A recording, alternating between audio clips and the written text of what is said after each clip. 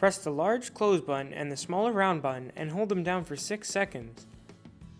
The small red light will then blink, with each blink showing a different length of time before the system automatically times out. To change how long you want your Roll Rite unit to stay on, you can press the large open button to make it blink faster, or the large close button to make it blink slower. 1 blink means that timeout is turned off and the unit will stay on indefinitely. 2 blinks means that it will time out after 2 minutes without use. 3 blinks is 4 minutes. 4 blinks is 6 minutes. 5 blinks is 8 minutes. And 6 blinks is 10 minutes. Adjust to your liking and wait until the light stops flashing. Your Roll Rite system will now automatically time out when it has not been used for the amount of time you have set.